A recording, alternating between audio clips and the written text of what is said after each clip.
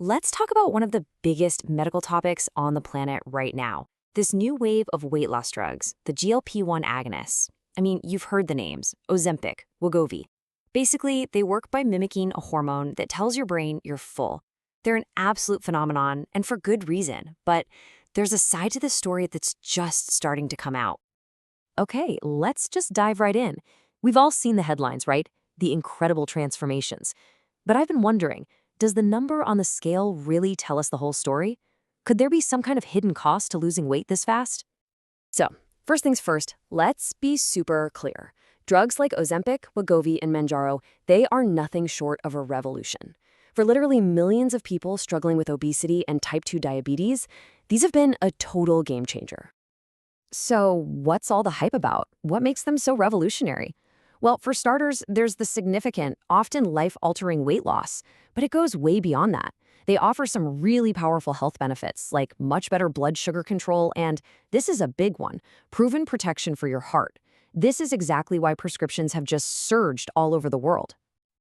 But, and you knew there was a but coming, as incredible as all those benefits are, a new wave of research is starting to raise some really important questions about what exactly we're losing when the pounds come off. And that brings us right to this critical question. When you lose weight, what are you actually losing? Is it just fat, or is something way more important disappearing right along with it? Okay, now look at this. This is where it gets really interesting. With a typical diet, or even something as drastic as bariatric surgery, about 10 to 20% of the weight you lose is muscle. But with these GLP-1 agonists, studies are showing that number can jump to a staggering 30 or even 40%. That is a huge difference, and it means a massive chunk of what's disappearing isn't fat, but your metabolically crucial muscle. And this isn't just about looking less toned. Losing this much muscle, especially this quickly, carries some very real-world risks. We're talking about things like frailty, making it harder to do everyday stuff like carrying groceries or playing with your kids.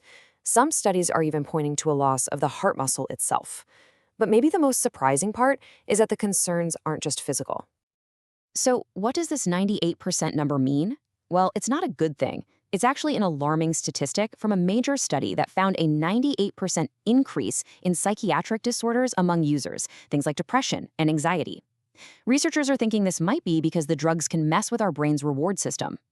So, this combination, losing all that muscle while you're still carrying excess fat, it actually leads us to a specific and pretty dangerous medical condition. First, let's define a key term here, sarcopenia. It's the medical word for the progressive loss of muscle mass and function. And yeah, it's often something we connect with getting older, but it can be seriously accelerated by the kind of rapid, unhealthy weight loss we've been talking about. And when you combine that sarcopenia with obesity, you get this, sarcopenic obesity. It's what doctors call a double burden. You've got all the metabolic risks from the excess fat, combined with the weakness and frailty from having too little muscle. It really is the worst of both worlds. These two things can actually feed on each other in a vicious circle. Let me walk you through it. So, step one, the excess fat tissue creates this chronic, low-grade inflammation all over your body. Then, step two, that inflammation directly messes with your muscles' ability to work properly and to repair themselves, which leads to step three, weaker muscles mean you're less active, which in turn causes you to store more fat, and the cycle just keeps repeating. This whole situation creates a real dilemma for doctors and for patients, especially in high-risk groups like people with heart failure, where your body composition is just critically important. And this really highlights that dilemma perfectly. I mean, on one hand, for patients with obesity-related heart failure, these drugs can be fantastic. They reduce symptoms, they help them function better. But on the other hand, for patients who already have very little muscle mass, a condition called cardiac cachexia, these exact same drugs could potentially do more harm than good. It's an incredibly delicate balancing act for doctors. And don't just take my word for it. As researchers from the Mayo Clinic recently put it, yeah, losing fat is great, but losing all that lean mass at the same time is a huge concern because of its direct link to frailty. This is the central conflict doctors are trying to figure out right now. So does all this mean these drugs are bad? Absolutely not. It just means we need to be a lot smarter about how we use them. We need to focus not just on losing weight, but on improving our whole body composition. Okay, so what can actually be done about this? Well, experts are really focusing on a few key strategies. First, resistance training becomes non negotiable. You have to signal your body to build and keep that muscle. Second, you've got to keep your protein intake high. We're talking around 1.2 to 1.5 grams per kilogram of your body weight every day. And maybe most importantly, this needs to be an ongoing conversation with your doctor, one that's focused on your overall health, not just the number on the scale. At the end of the day, we have to remember what one major analysis concluded. Just relying on a pill kind of overlooks the root causes.